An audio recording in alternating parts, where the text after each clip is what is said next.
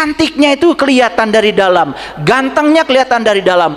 Orang yang sudah selesai di dalam, selesai dengan dirinya sendiri, sudah tidak perlu validasi, sudah tidak takut hinaan, sudah tidak terbang dengan pujian, dia sudah selesai. Adem hidup. Mau nggak gitu?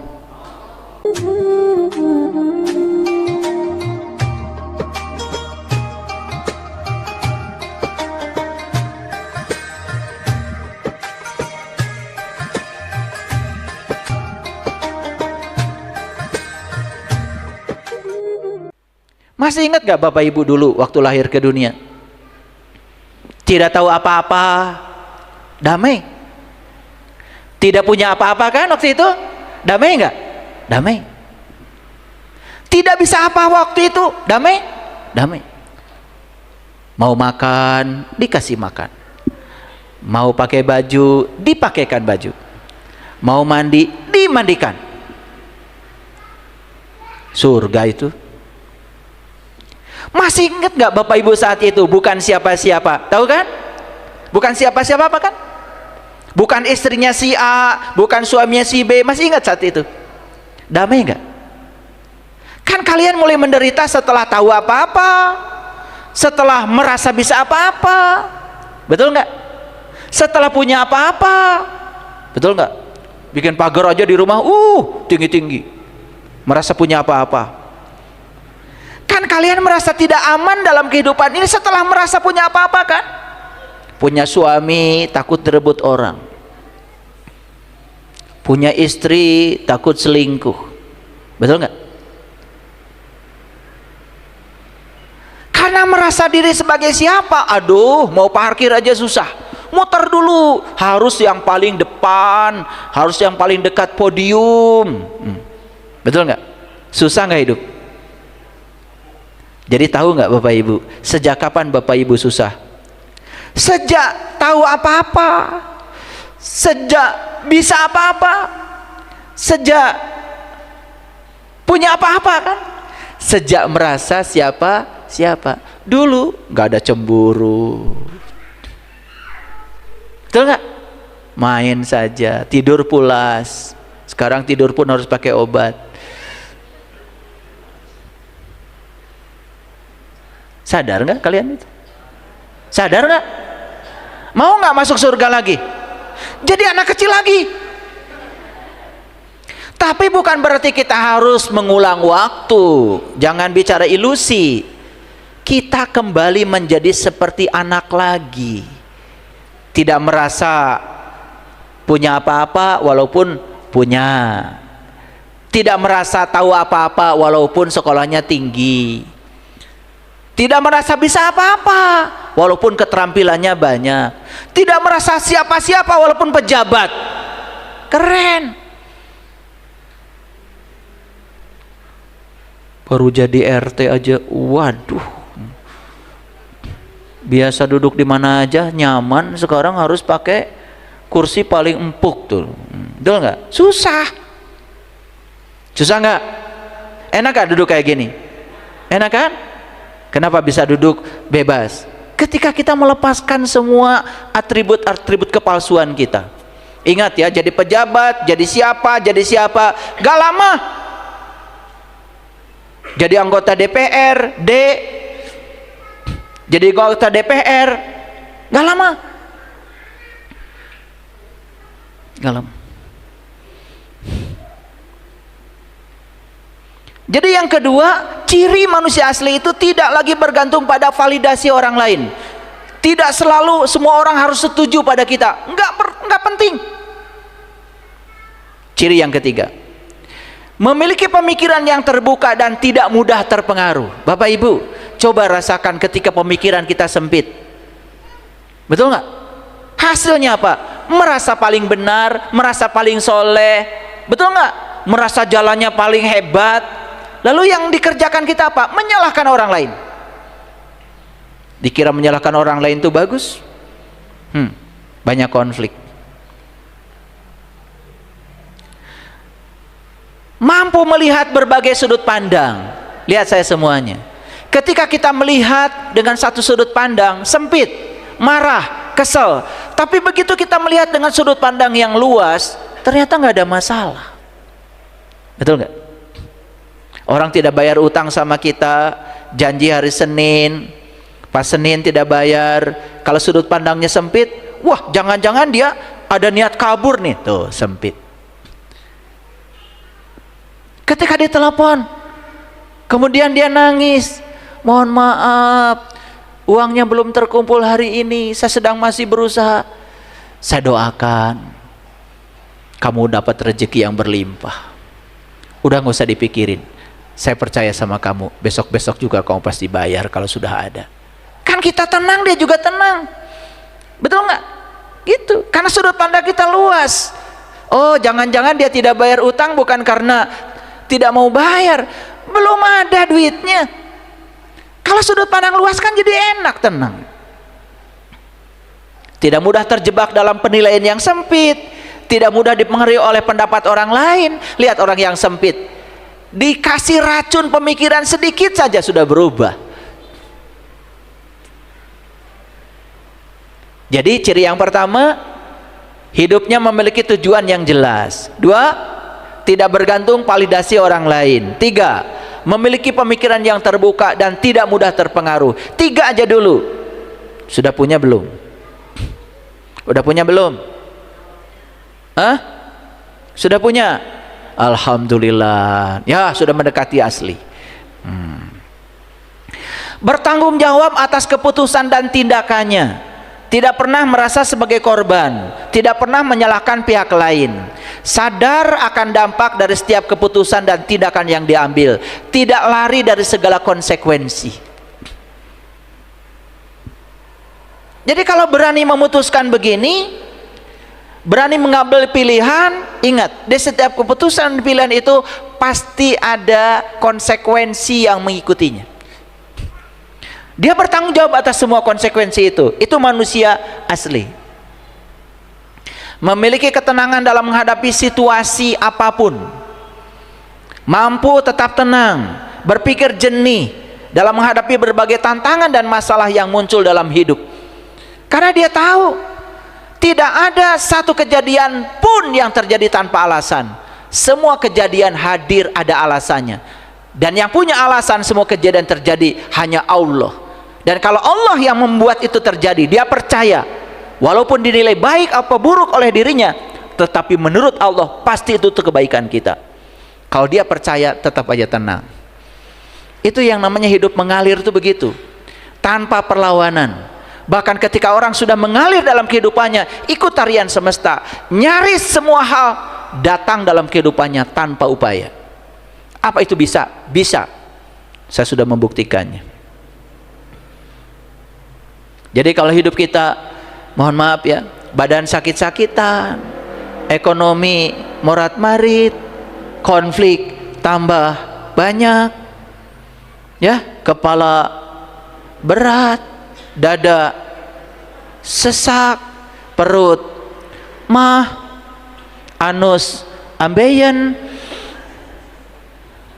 kaki dilangkahkan berat, melangkah sedikit kunang-kunang, wah, itu sudah pertanda, itu udah rusak segalanya. Itu tubuh spiritualnya hancur, tubuh intuisinya amburadul, tubuh mentalnya acak-acakan, tubuh energinya tidak seimbang, akhirnya tubuh fisik jadi ketempuhan.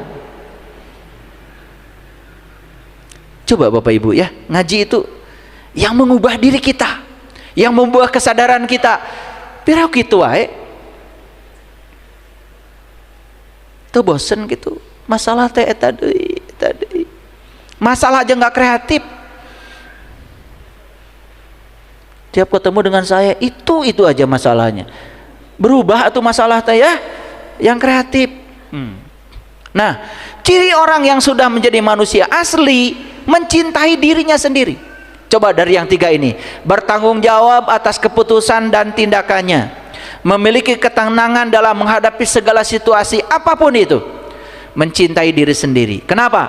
Sudah memahami nilai dan kelebihan diri, mampu menerima kekurangan dan kesalahan diri, bahkan tidak merasa ada perasaan bersalah yang berlebihan. Sudah memiliki nggak 3 ciri ini? Sudah? Alhamdulillah. Makanya ngaji itu harus jelas ukurannya, ya. Bukan pahala nggak jelas. Di Quran nggak ada pahala, ya, nggak ada. Di Quran adanya ajrun, falahum ajrun, falahum ajruhum, ghairu mamnun. Ajrun itu zat. Nanti di kajian berikutnya harus dikupas itu. Zat siapa itu? Itu yang diterjemahkan jadi pahala. Makanya kalau orang yang suka ngomong pahala, saya tanya, bentuknya kayak apa? Berapa kilo? Kan kalian dikit-dikit pahala, betul nggak? Iya. Kapan mau ikhlas? Ya, coba lepaskan. Wa ahsin kama ahsanallahu ilaika. Berbuat baiklah kamu sebagaimana Allah berbuat baik kepada kamu. Allah berbuat baik kepada kita atas nama cinta demi kebaikan kita. Harusnya gitu kita berbuat baik. Oke.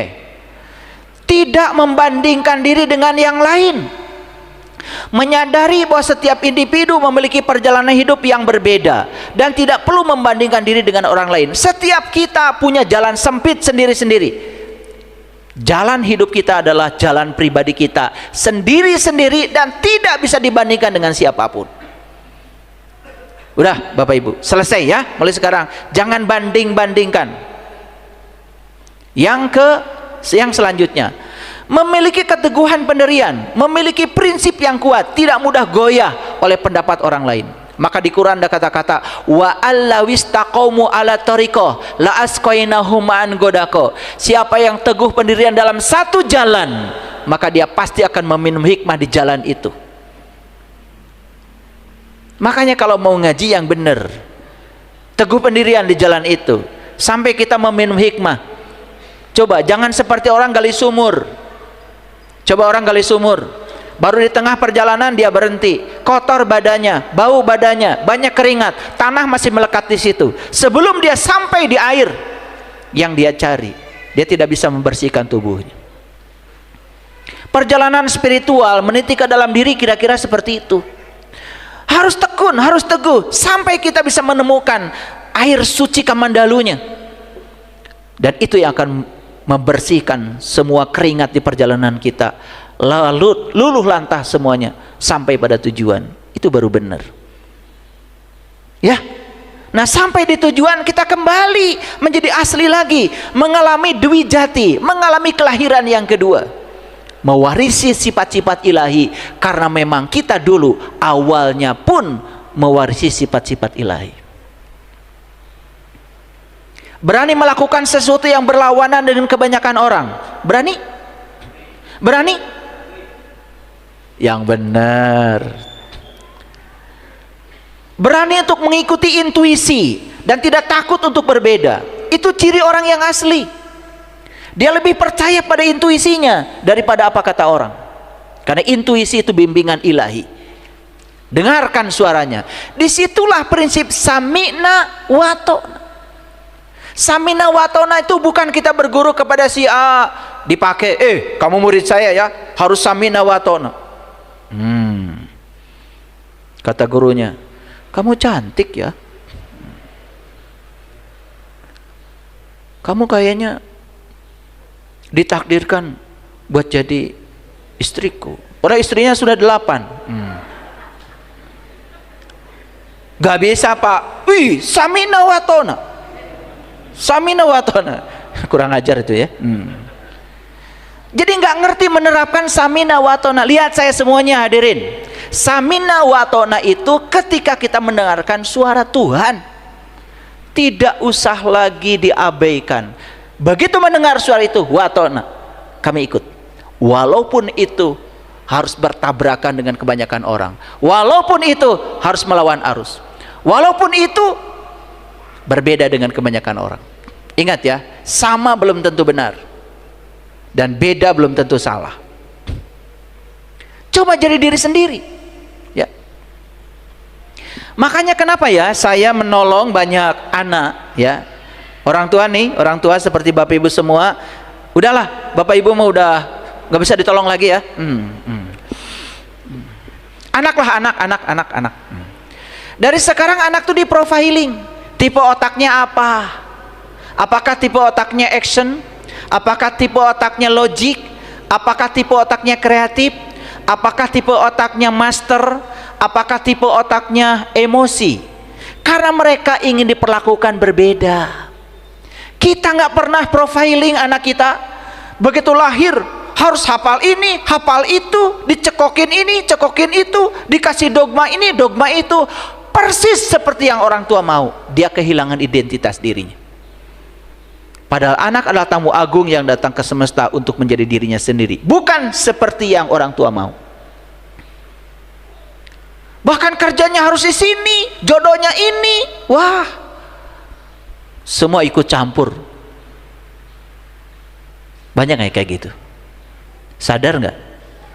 Ya, semoga setelah dengar kajian yang mencerdaskan ini, ya, pada sadar semua jadi cerdas.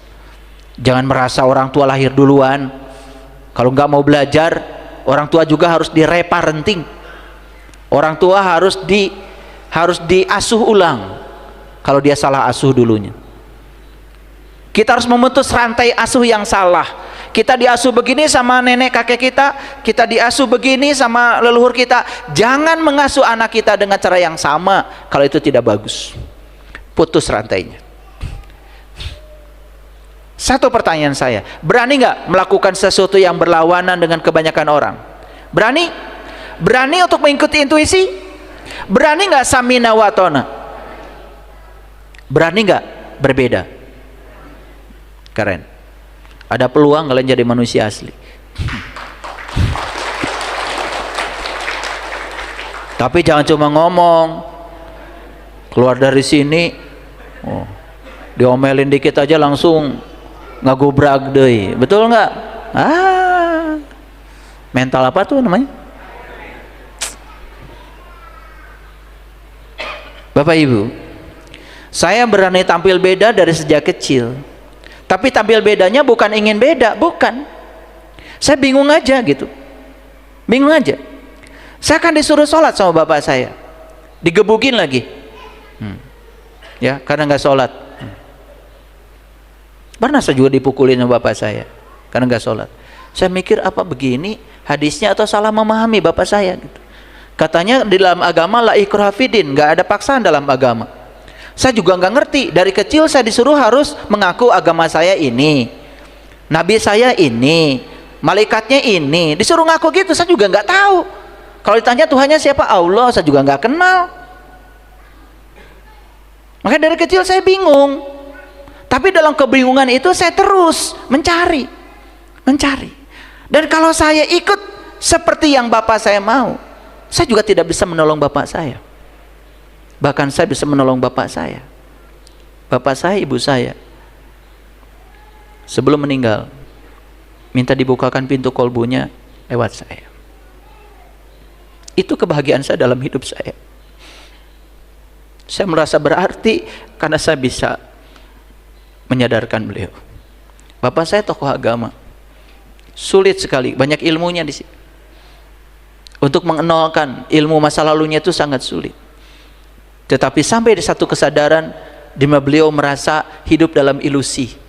Sudah sholat sepanjang umur tapi merasa hampa di dalam. Sudah melakukan semua ritual setiap malam tapi ada yang hampa di dalam. Menghadapi kehidupan takut, apalagi menghadapi kematian. Di situ saya baru masuk di kekosongan ayah ibu saya. Sampai meninggal pun tidak mau kecuali meninggal di pelukan saya. Itu kebahagiaan saya.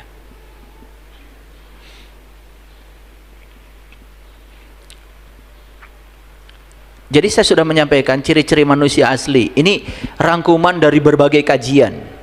Ya, kalau saya sampaikan ayat-ayatnya nanti jadi tidak akan cukup waktu kajian kita hari ini. Sampai sini paham Bapak Ibu? Oke. Ya, kita lanjutkan. Bapak Ibu, judul kajian kita lahir asli, mati sebagai fotokopi. Mari kita lihat ayat ini. Ini Quran surat Al-A'raf ayat 172. Kalau yang tadi saya bahas Al-A'raf 179, lanjutannya sebetulnya.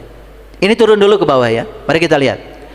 Dan ketika Tuhanmu mengeluarkan keturunan anak-anak Adam dari sulbi mereka. Ya. Ya. Jadi anak Adam ini lahir dari mana? Dari sulbi. Yuk kita lihat. Kita lihat secara saintifik, jangan pakai ilmu hayalan. Bapak Ibu datang dari mana? Dari mana? Dari mana? Masa nggak tahu tempat asalnya? Dari mana Bapak Ibu? Dari Garut. Bapak Ibu dari rahim bukan? Setuju dengan saya? Ya Allah, ditanya gitu aja pusing. Dari mana Bapak Ibu? Dari rahim. Setuju ya? Kan di situ Bapak Ibu tinggal pertama kali, ya. Ini ayah, ini ibu, ayah dan ibu makan segala yang disukai. Ya, ayah makan yang disukai, ibu makan yang disukai. Itu semua makanan berasal dari tanah. Kan gitu. Ya. Makan jengkol, makan pete, semua dari tanah. Saya enggak kok makan daging, daging juga makan rumput dari tanah. Apa yang bukan dari tanah? So makanan kita dari tanah. Maka di Quran dikatakan manusia dicipta dari tanah, tapi bukan tanah dicetak kayak genteng Jatiwangi. Mikir atuh, ada prosesnya. Bapak Ibu makan, ya. Makanya saya kalau mau membimbing seseorang, saya antarkan ke tempat asalnya. Saya harus tahu di mana dia dilahirkan. Kenapa? Dia dilahirkan di kampung A. Berarti ayah ibunya makan air di situ, minum air di situ ya, makan makanan yang di situ, singkongnya dari situ, ubinya dari situ, sayurnya dari situ, dari tanah dan semua unsur mineral yang berasal dari situ. Makanya kenapa kita rindu pada kampung asal secara jasmani. Nah, itu jadi saripati. Ya, di ibu jadi sel telur, di ayah jadi sperma. Disemaikan oleh Allah, namanya cinta. Setelah itu ayah ibu berpelukan. Pelukan kan? Pelukan kan? Iya. Gara-gara berpelukan menyatulah sel telur dengan sel sperma. Kan kalian itu bukan hasil pukul-pukulan. Karena kalau pukul-pukulan nggak jadi. Sadar kalian hasil pelukan? Kenapa kalian pukul-pukulan? Kalau kita tahu asal muasal kita hasil pelukan, gak mungkin kita pukul-pukulan. Ini sama saudara aja, ya Allah, kakak beradik cuma urusin warisan sampai berantem.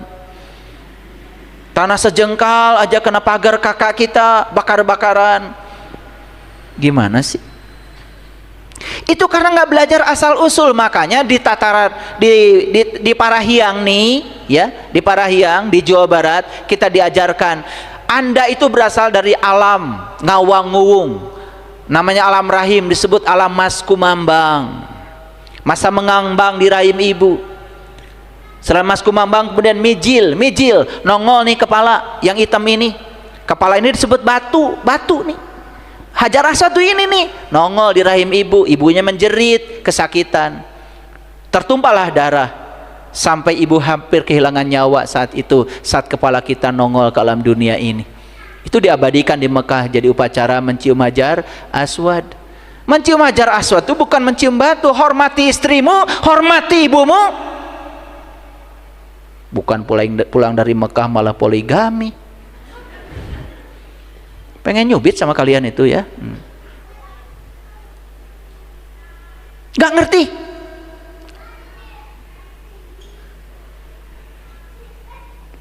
Setelah mijil kemudian sinom, kamu jadi manusia yang lucu asli. Berantem, salaman lagi, tidurnya lelap, nyenyak. Itu Adam, itu awal manusia. Saat kamu berasal di surga, tidak tahu apa-apa, tidak punya apa-apa, tidak bisa apa-apa, bahkan tidak merasa siapa-siapa, merdeka hidupnya, tidurnya nyenyak. Ngerti? Itu sinom. Habis sinom kinanti, dia mulai mempertanyakan diri, siapa saya, dari mana saya asal. Baru asmarandana, masa mencari jati diri. Berikutnya apa? Gambuh, dipersatukan oleh Allah dengan yang berbeda. Disitulah belajar menerima dan menghargai bahwa kita berbeda. Kalau sukses, dandang gula, dandangnya banyak gulanya. Setelah gulanya banyak, kemudian durma, membagikan kesuksesan itu, namanya membagi berkah. Setelah durma, dia mengasihkan diri, tidak melekat pada harta, tidak melekat pada jabatan, tidak melekat pada apapun. Di usia itu dia menjadi pangkur, itikaf, mengasihkan diri, melepaskan segala kemelekatan, namanya ihram. Setelah pangkur apa berikutnya? Magatru, pegatru. Suka atau tidak suka itu akan terjadi. Setelah magatru, pegatru, pucung, pocong. Ini calon pocong semua. Bakal nggak nyampe di situ? Siapa yang tidak sampai di situ? Saya tanya, asal dari mana? Dari Tasik. Coba ngejawab itu yang bermutu sedikit-sedikit ya. Saya pernah tuh di suatu arisan ditanya, Bapak asal dari mana? Saya dari Allah. Benar nggak kira-kira saya ngomong begitu? Tapi disalahkan. Emang siapa yang bukan dari dia? Ya toh? Tetapi caranya kita, Allah itu mengutus dua manusia, satu ayah, dua ibu, dipersatukan mereka. Dari situ kita asal muasalnya, asalnya di rahim. Nah, waktu kita di alam rahim itu digambarkan dalam Al-Quran. Coba lihat ayatnya. Dan ketika Tuhanmu mengeluarkan keturunan anak-anak Adam dari sulbi mereka. Jadi sulbi itu apa? Sebenarnya sulbi itu adalah alat yang disediakan Tuhan untuk mempersatukan ayah dan ibu sehingga kita menjadi ada. Gitu ya. Udah nggak usah tanya berikutnya lagi. Masa nggak ngerti? Ya, oke. Dan Allah mengambil kesaksian terhadap jiwa. Ingat, yang diambil kesaksian itu adalah jiwa, padahal yang ditiupkan Allah ke dalam diri kita adalah ruhku. Fa iza sawaituhu wa nafakhtu fihi mir ruhi faqa'u lahu sajidin. Yang ditiupkan Allah itu ruhku, tapi yang ditanya oleh Allah bukan ruh, jiwa. Nah, makanya nanti harus ngaji apa bedanya jiwa dengan ruh. Nanti nggak saya jelaskan sekarang, enak aja. Ini sudah masuk ilmu khusus itu ya, tempatnya harus khusus bagi orang khusus. Nah, ini yang umum dulu aja dulu, yang umum dulu. Nah, apa pertanyaan Allah waktu itu? Bukankah aku ini Tuhanmu? Alastu birabbikum? Mereka menjawab, qalu, mereka menjawab, bala syahidna. Ya, kami menjadi saksi. Ayo lihat semuanya. Jadi Bapak Ibu dulu mengenal Tuhan? Mengenal. Asli nggak kita ini? Asli. Jadi aslinya kita itu mengenal Tuhan. Lah sekarang kenapa jadi tidak mengenal lagi? Kok sekarang jadi nggak ingat lagi?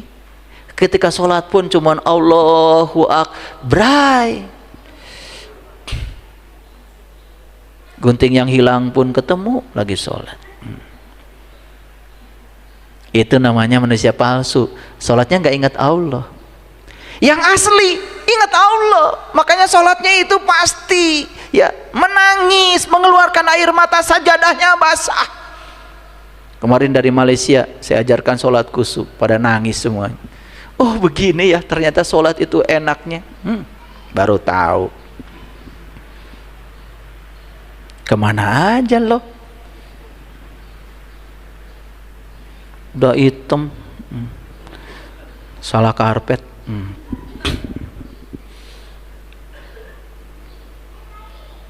Makanya bekas sholatnya itu jadi nampak. Tarahum ruka'an sujadan yabtaguna fadla minallahi wa ridwana. Bekas ruku dan sujud nampak di wajahnya. Wajahnya jadi menyenangkan. Wajahnya penuh persahabatan. Bukan nampak di sini. Gampang gosok aja. Ya. Serem.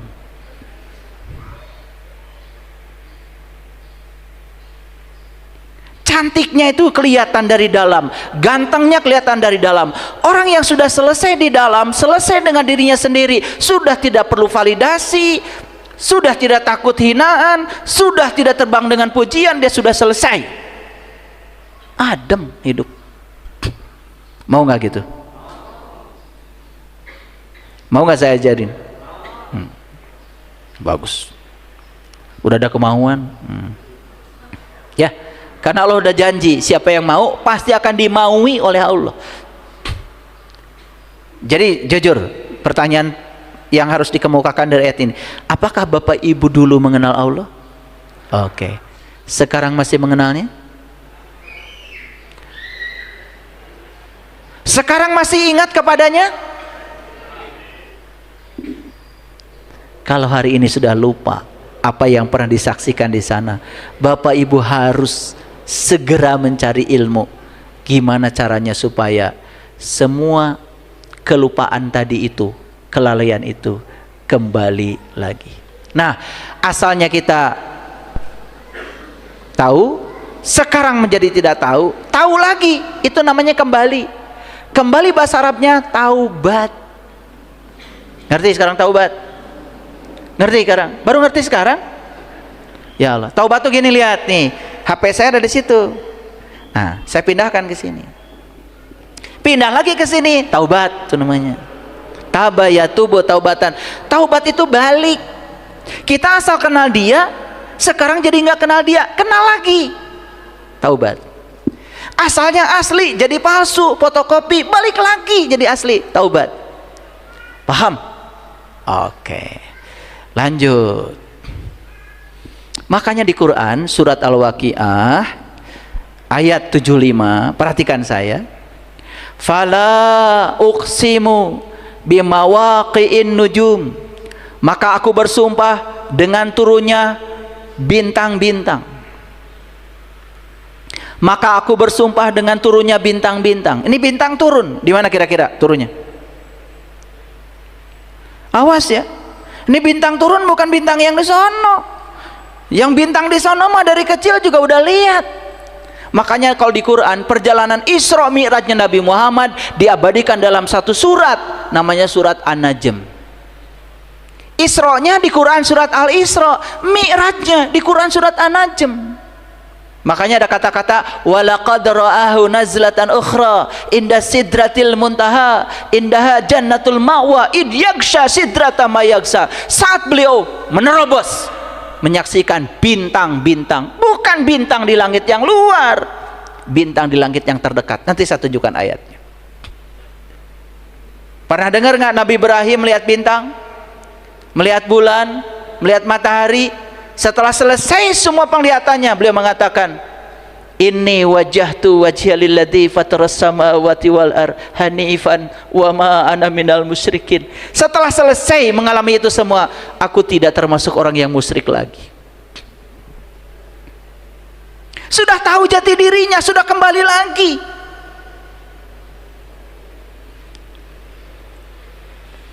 Makanya di ayat selanjutnya perhatikan, fala uqsimu bimawaqi'in nujum. Maka aku bersumpah dengan turunnya bintang-bintang. Wa innahu laqasamul la ta'lamuna adim. Wa innahu laqasamul law ta'lamuna adim. Sesungguhnya sumpah ini adalah sumpah yang besar kalau kamu mengetahui. Jadi sumpah yang paling besar adalah sumpah saat kita bisa menyaksikan bintang turun di langit terdekat kita. Itulah yang di Quran disebut dengan Al-Maidah. Makanya Nabi Isa ketika itu berdoa kepada Allah, Allahumma rabbana anzil alaina maidatan minas samai takuluna naid. Ya Allah, turunkan hidangan dari langitmu. Yang turunnya hidangan itu merupakan hari raya bagi kita. Itu namanya Idul Fitri. Saat turun hidangan dari langit. Langit mana? Hadirin, kalau ada kata langit di Quran, bukan cerita langit yang di sana. Di sana nggak ada langit. Saya sudah belajar fisika, nggak ada langit. Yang ada ruang kosong antar planet. Langit itu alam tinggi, adanya di sini. Di sini, dekat dengan kita. Di Quran disebut aras, itu istilah-istilah yang lain. Disebut Sidratil Muntaha, itu istilah yang lain. Sesungguhnya sumpah itu adalah sumpah yang paling besar. Kalau kamu tahu, wa innahu laqasamul law ta'lamuna adim, innahu laqur'anun karim. Sesungguhnya ini bacaan yang sangat mulia. Perhatikan saya, sesungguhnya ini bacaan yang sangat mulia. Mana ini itu? Mana bacaan yang mulia? Mana? Ini bukan tulisan, bukan tulisan. Saat kita bisa mengalami pengalaman spiritual, menyaksikan dengan penglihatan kolbu, saat itulah kita sedang membaca bacaan yang mulia. Makanya Quran dikata qara'a, yaqra'u Qur'anan. Quran itu bacaan. Dan Quran yang sejati bukan yang tertulis, tapi Quran yang sejati adalah dia itu sendiri, yang awal sekaligus yang akhir. Beruntung kalau sudah bisa begitu, nyampe di situ. Ini adalah bacaan yang mulia, fi kitabim maknun. Bahkan ini hanya diletakkan pada kitab yang terpelihara. Makanya orang-orang bijak mengatakan kitab suci tertua yang ditulis oleh Tuhan dengan tangannya sendiri adalah tubuhnya manusia. Paham? Paham sekarang? Mana kitab? Mana kitab? Makanya kata Quran, Iqra kitabaka, baca kitabmu, kitabmu, kitabmu, kitabmu. Perintah di Quran jelas sekali, yang harus dibaca adalah kitabmu, bukan kitab yang lain. Kitabmu, kitabmu, kitabmu. Di situ ada bacaan yang mulia. Clear? Wah, terlalu jelas ini kuliah. Mahal ini kuliah. Gak apa-apa, saya bagikan mumpung saya masih ada. Saya sempat bersembunyi dulu, tidak mau berbicara ini. Tapi guru-guru saya mengatakan, kamu tuh egois. Kamu diberi pemahaman hanya buat diri kamu sendiri. Saya juga takut dulu, takut berbicara ini, karena ini akan berbeda dengan kebanyakan orang. Walaupun ini kebenaran, tetapi sekarang saya tidak takut lagi. Saya sudah jadi manusia asli. La yamassuhu illal mutahharun, tidak bisa menyentuhnya kecuali orang-orang yang suci. Maaf Bapak Ibu, bisnisnya kotor, pikirannya kotor, usahanya kotor, kata-katanya kotor, sikapnya kotor, spiritualnya kotor, gak bisa menyentuh ini. La yamassuhu illal mutahharun, tidak ada yang bisa menyentuh langit yang berbintang ini kecuali orang-orang yang suci. Bapak Ibu, orang yang kotor, tukang tipu, tukang fitnah, bisa nggak pegang Al-Quran? Bisa nggak pegang Al-Quran yang itu, yang tulisan? Bisa. Quran yang itu bisa dipegang oleh siapa aja. Tetapi bacaan yang mulia ini, yang sejati ini, tidak bisa disentuh kecuali hanya oleh orang-orang yang suci. Silakan kalian main-main, nggak nyampe di sini. Orang yang tidak jujur, mengambil hak orang lain, apalagi koruptor, nepotisme, menghalalkan segala cara, mengumpulkan harta sebanyak-banyaknya untuk kepuasan pribadi, tidak peduli orang lain sengsara. Orang kayak gini nggak bisa menyentuh ini, nggak bisa. Adil Allah, Dia yang maha suci hanya bisa disentuh oleh mereka yang suci. Jangan main-main ya. Tanzilu mir rabbil alamin, ini diturunkan langsung dari Tuhan Rabbul Alamin. Kepada siapa? Kepada siapa saja yang dikehendakinya. Mau dikehendaki Allah? Apa bihadzal hadisi antum mudhinun? Apakah kamu menganggap remeh hal ini? Apa kamu menganggap remeh hal ini? Wa taj'aluna rizqakum annakum tukazzibun. Kamu menukar rezeki ini dengan dusta. Bahkan sudah disampaikan oleh saya begini, Wah, itu cuma ngarang. Itu katanya halusinasi. Padahal ini adalah kenyataan. Ini kebenaran. Kata Allah, silahkan tukar rezeki yang agung ini dengan dustamu. Kamu yang akan mengambil risikonya. Makanya di ayat yang terakhir Allah mengatakan, ayat 80, falaula iza balagotil hulkum. Oh mohon maaf, ini ayat 83. Falaula iza balagotil hulkum, maka ketika nyawa sampai di kerongkongan. Akan sampai di situ Bapak Ibu? Akan sampai di situ? Siapa yang tidak akan sampai di situ? Ketika nyawa sampai di kerongkongan, wa antum hina idin tangdurun, kamu harusnya semua melihat, kata Allah. Wa nahnu aqrabu ilaihi minkum walakin la tubsirun, dan kami lebih dekat kepadanya daripada kamu, tetapi kamu tidak bisa melihat. Sudah disampaikan berita ini, malah menganggap remeh-temeh, menukar rezeki yang agung ini dengan dusta, dengan pikiran palsu. Apa yang terjadi? Lihat, kata Allah, saat nyawamu di kerongkongan, kamu harusnya saat itu melihat. Aku lebih dekat kepada kamu, tapi kebanyakan manusia saat itu tidak melihat, buta, tidak bisa pulang.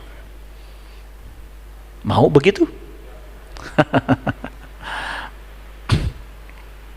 Makanya dalam Quran surat Asy-Syaffat surat ke-37 ayat 6 jelas sekali Allah mengatakan, inna zayyana sama ad-dunya bizinatil kawaqib.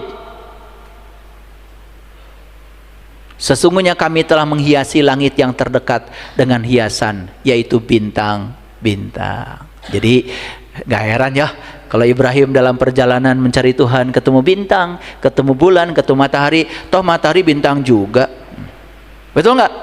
Bulan itu kan hanya planet, ya, hanya itu planet pun bukan. Kalau bulan, ya, bulan itu hanya satelit aja, satelitnya bumi. Makanya kan setiap planet ada satelitnya. Nah, setiap bintang ada planetnya yang mengitari. Jadi yang paling banyak di semesta ini bintang atau planet? Bintang. Bintang itu jumlahnya tanpa batas. Bumi bercahaya enggak? Bumi bercahaya enggak? Tidak. Bulan bercahaya enggak? Tidak. Yang bercahaya siapa? Bintang. Makanya cerita tentang bintang sebenarnya cerita tentang nur ala nur secara hakikat. Bahasa mutasyabihatnya adalah bintang. Sesungguhnya kami telah menghiasi langit yang terdekat dengan hiasan, yaitu bintang-bintang. Mau melihat hiasan itu? Makanya kalau kita lihat bintang malam-malam terasa damai. Padahal itu sebetulnya dejavu. Kita pernah melihat itu, tapi entah di mana. Makanya orang pergi ke puncak, pergi ke Dago, lihat lampu. Itu kerinduan sebetulnya untuk melihat ini, cuman nggak tahu ilmunya, nggak tahu caranya. Baik. Makanya Sunan Kalijaga membuat sebuah lagu yang sangat keren. Lagunya namanya Lir Elir. Izinkan saya menyanyikan lagu ini. Kalau suara saya fales-fales karena saya memang bukan penyanyi. Tapi perhatikan kata-katanya. Lir elir, lir elir, tandure sumilir, ta ijo royo royo, ta sengguh temanten anyar, ta sengguh temanten anyar. Bocah angon, pene no blimbing kui, lunyu pene no kanggo basuh dodo tiro,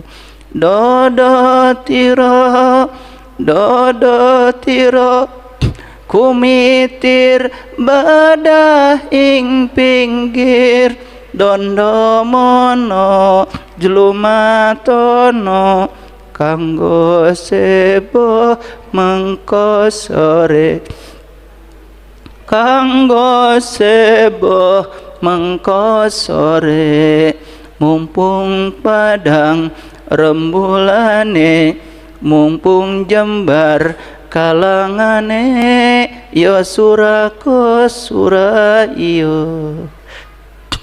Bagus nggak suara saya? Tepuk tangan dong. Saya kalau nyanyi lagu ini pengen nangis. Cuma kalau nangis tadi saya nggak nahan nangis, nggak selesai nyanyi. Kalau lagu ini adalah pengalaman Sunan Kalijaga.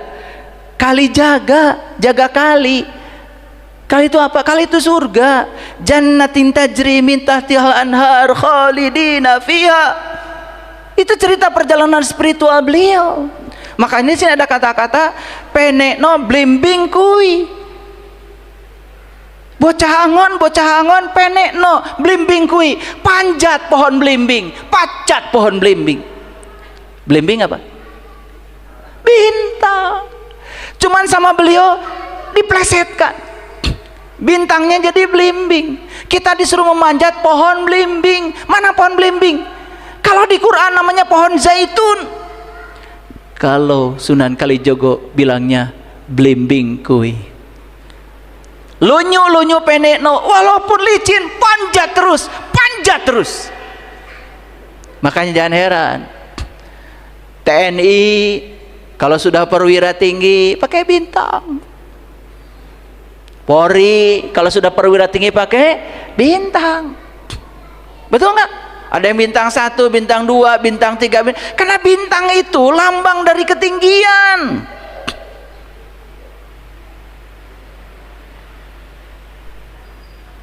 Pernah nggak ada yang dengar lagu ini? Sedih nggak tadi saya dengar? Sedih? Ada getarannya? Ya karena saya merasakan lagu ini dalam. Makanya ada kata-kata penting dari Sunan Kalijogo. Mumpung padang rembulane, mumpung jembar kalangane, yo suraho surayo. Mumpung padang rembulane, mumpung banyak kesempatan, mumpung jembar kalangane, mumpung kita masih hidup. Yuk rayakan sekarang, rayakan. Apa yang harus dirayakan? Raih hidangan dari langit dan rayakan. Ini namanya Idul Fitri secara hakikat. Pulang kampung kalian, pulang kampung, tapi bukan pulang ke kampung jasmani, pulang ke kampung ruhanimu, kembali jadi manusia asli. Jangan jadi manusia fotokopi. Makanya di Quran diceritakan bagaimana perjalanan Nabi Ibrahim. Nabi Ibrahim menemukan diri yang asli. Itu silahkan nanti lihat di Quran surat Al-An'am ayat yang ke-74. Dan di waktu Ibrahim berkata kepada bapaknya Azar, pantaskah kamu menjadikan berhala-berhala sebagai Tuhan-Tuhan? Sesungguhnya aku melihat kamu dan kaummu dalam kesesatan yang nyata. Itu kata-kata Ibrahim kepada ayahnya dan kepada kaum yang dipimpin oleh ayahnya. Saat itu mereka tidak tahu dan kenal kepada jati dirinya, menjadi manusia palsu, menjadi manusia fotokopi, bukan yang asli. Dan demikianlah kami perlihatkan kepada Ibrahim tanda-tanda kami di langit dan di bumi. Oke. Ingat ya, langit itu alam tinggi, bumi alam rendah. Ya. Jadi Ibrahim itu sudah diperlihatkan oleh Allah kepada dia tanda-tanda Allah. Maka dia termasuk orang-orang yang yakin. Agar dia termasuk orang-orang yang yakin. Bagaimana Ibrahim tidak yakin? Karena kepada Ibrahim sudah ditunjukkan tanda-tandanya. Kepada Bapak Ibu sudah ditunjukkan belum tanda-tandanya? Makanya yakin kita ini kan yakin yang palsu, yakin yang gak jelas, meyakini sesuatu yang gak jelas. Padahal yakin itu artinya percaya kepada yang belum terlihat sampai bisa melihat yang kita percaya. Itu yakin itu begitu, ya. Percaya pada yang belum terlihat sampai suatu saat bisa melihat yang kita percaya. Itu yakin. Ketika malam telah gelap, dia melihat bintang lalu ia berkata, inilah Tuhanku. Tetapi tatkala bintang itu tenggelam, ia berkata, saya tidak suka kepada yang tenggelam. Ini perjalanan awal beliau.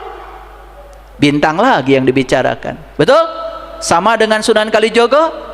Jadi ilmu leluhur kita semuanya sama dimanapun, karena sumbernya sama. Allah Subhanahu wa ta'ala. Kalau yang sudah sampai ke sana, yang belum sampai apalagi yang palsu, ya, yang fotokopi ngasih pelajaran, ya hasil fotokopi.